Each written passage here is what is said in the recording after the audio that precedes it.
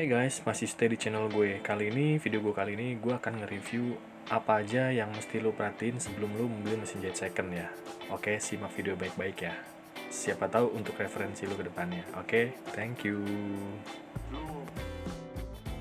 Hal pertama yang lo mesti perhatiin adalah kaki. Ya, kaki-kaki mesin ini menurut gue sih sangat penting gitu. Untuk keberlangsungan jangka panjang lo, seberapa nyamannya tuh ya, terutama di kaki-kaki juga gitu. Sementara lu mesin bagus, oke buat jahit, tapi kaki-kakinya juga lu nggak nyaman untuk operasional kan gak enak juga ya. Terutama sih kaki-kaki lokal ya, produk-produk lokal lah. Menurut gue sih ya kurang bagus ya, agak-agak rewet gitu. Kalau buat jangka panjang sih, kalau bisa lu pilih kaki yang kaki impor. Walaupun second juga kalau yang impor masih bagus menurut gue sih. Itu buat kaki-kaki ya. Oke, meja. Ini menurut gue nggak kalah penting juga ya.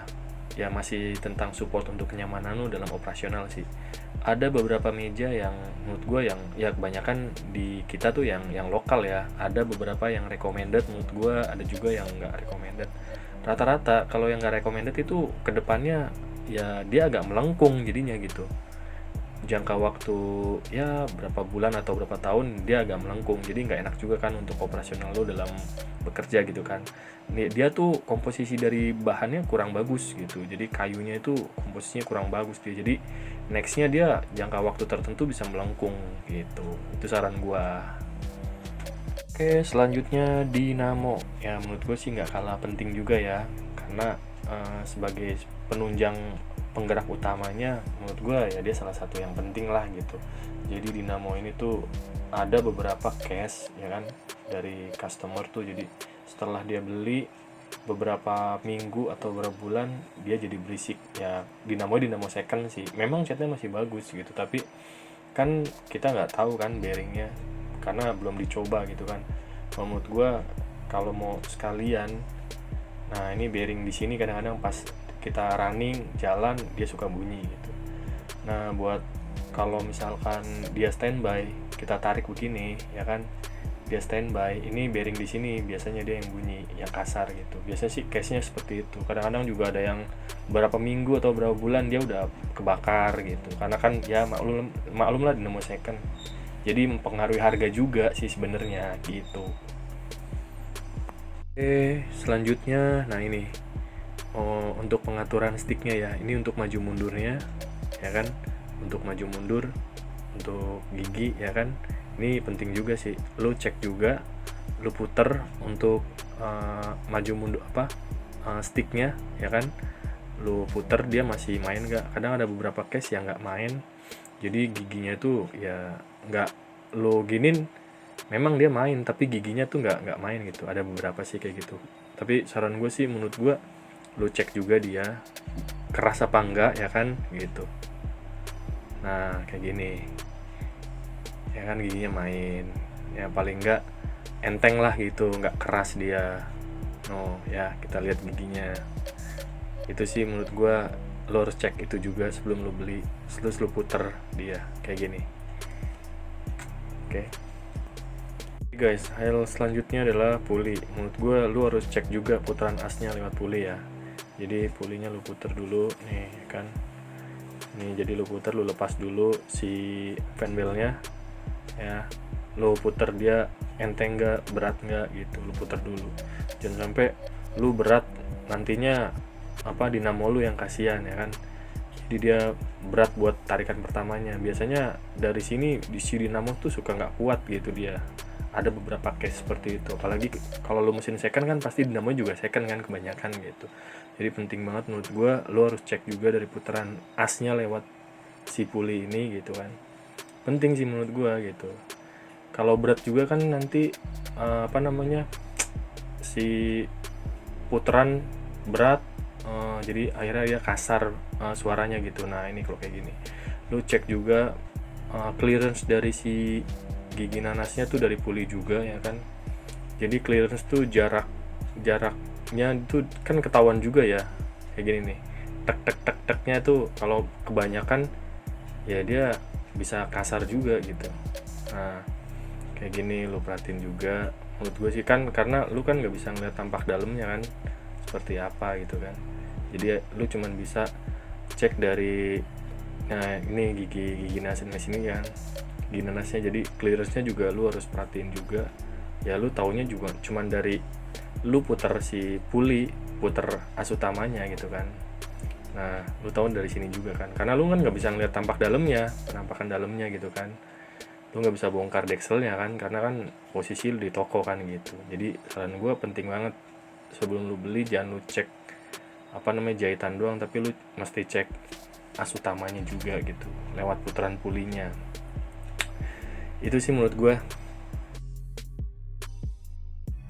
Oke, hal selanjutnya adalah, nah ini handle untuk angkatan sepatu. Nah, lo harus cek juga ya kan. Kadang ada beberapa handle-nya tuh nggak dia tuh nggak bisa naik gitu, ngelos dia gitu, sepatunya nggak naik. Ya sayang juga ya, walaupun perbaikannya tuh nggak terlalu susah, tapi menurut gue sayang juga. Ya namanya lu beli kan, kalau bisa mah jangan ada kurangnya lah gitu ya kan.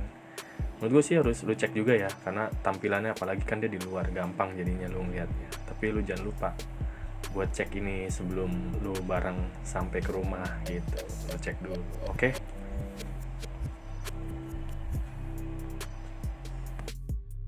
Hal selanjutnya ya kan, lo mesti perhatiin juga. Nah ini oil pumpnya, jadi di filternya ini kalau bisa lo cek juga, karena kadang ada yang berkaratan gitu kan. Terus tampak bawahnya mesin juga kadang ada yang kotor juga, catnya udah kusam segala macam, lo cek juga lah gitu.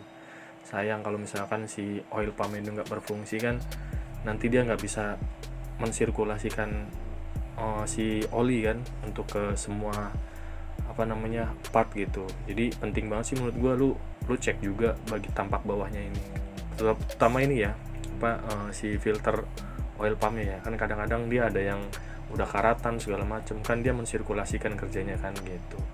Jadi ya kalau misalkan dia nggak berfungsi, sayang aja nanti mesin lu nggak awet gitu menurut gue, karena kan dia part itu kan saling bersinggungan, butuh pelumasan gitu kan. Jadi lu penting banget menurut gue untuk cek oil pumpnya, filternya lah, tampak bawahnya penting banget lu ceknya, oke?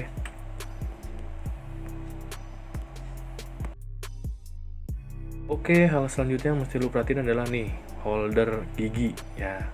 Lu cek juga dia, lu goyang-goyangin dia oblak apa enggak. Kalau oblak ya menurut gue lu janganlah, cari mesin yang lain aja, karena menurut gue nggak nyaman lu jadinya gitu ya. Oblaknya nggak, ya ada toleransinya lah, nggak terlalu oblak banget gitu. Lu goyang-goyangin ya kan kayak gini ya, nggak oblak banget, pokoknya lu punya toleransi lah gitu. Kalau oblak-oblak dikit ya wajar, cuman jangan oblaknya parah banget gitu. Lu maju mundurin dia, geser kanan kiri juga boleh ya kan. Nah lu giniin tuh, penting banget sih menurut gua.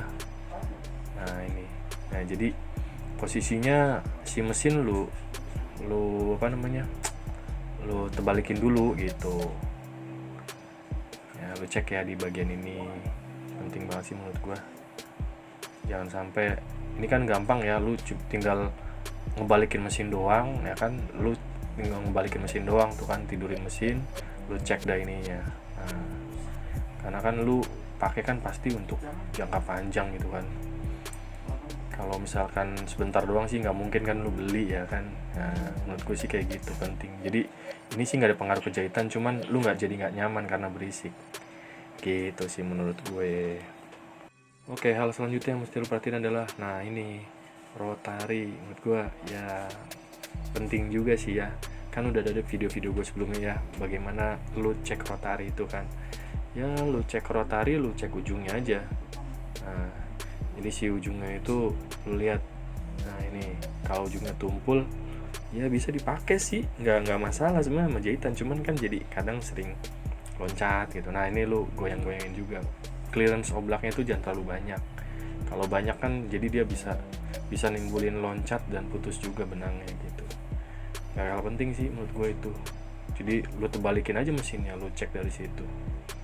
Nah, cek posisi kayak gini ya. Jadi menurut gue nggak sulit kan, tinggal balikin mesin doang, lu cek. Nah ujungnya lu cek, lu lihat, pokoknya ya lu sebelum barang sampai ke rumah kalau bisa pilih yang bagus aja sekalian. Nah kayak gini ya, oke. hal selanjutnya yang lo mesti perhatiin adalah, nah ini tension benang. Menurut gue salah satu yang support lo buat operasional juga ya. Nah, kalau dia sepatu dinaikin, ini engkolannya digeser aja. Sepatu naik, jadi sistem kerjaan tuh kalau sepatu kita naikin, engkolnya kita geser buat naik. Nah, kayak gini ya. Nah, ini engkolnya digeser, sepatu buat naik. Itu piringan si tension tuh dia harusnya ngebuka. Nah, ini pelatuknya udah naik kan tuh ya. Nah, ini tapi kalau yang case seperti ini menurut gue nggak bagus, karena ini piringan si tension nggak ngebuka, jadi benang itu terkunci gitu. Jadi yang bener tuh harusnya pada saat sepatu kita naikin, ya kan, piringan si tension tuh ngebuka, jadi benang itu bisa lewat. Pada saat lu benang putus, jadi lu nggak berat gitu.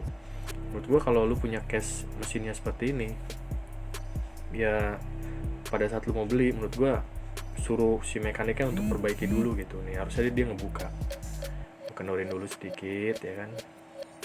Nih harusnya ngebuka dia kayak gini tuh ya. Biasanya kalau ada case seperti ini biasanya paling pennya aja sih nggak ada. Nah harusnya kan kayak gini kan, pada saat sepatu itu naik gitu kan, sepatu kita angkat, harusnya piringannya ngebuka kayak gini tuh, jadi benang itu nggak terkunci, nggak kejepit terus gitu dia. Nah biasanya tuh kalau yang nggak naik itu masalahnya di sini, itunya nggak ada, apa namanya, pennya. Nah gitu ya. Oke. Yang terakhir nih menurut gue ya nggak kalah jauh penting ya, lo cek sirkulasi minyaknya dari sini. Lu lihat, jadi lu tes jalan dulu ya kan, biar mesin itu running. Syukur-syukur sih bisa dites sama dia di situ pakai oli.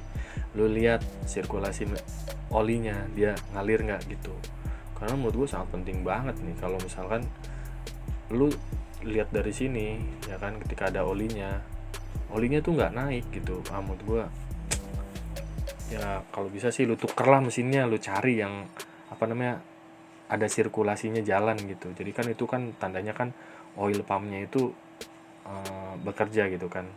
Nah itu kan nanti pengaruhnya untuk pelumasan, untuk part-part yang ada di dalamnya sini kan, di as utama, gigi utamanya gitu.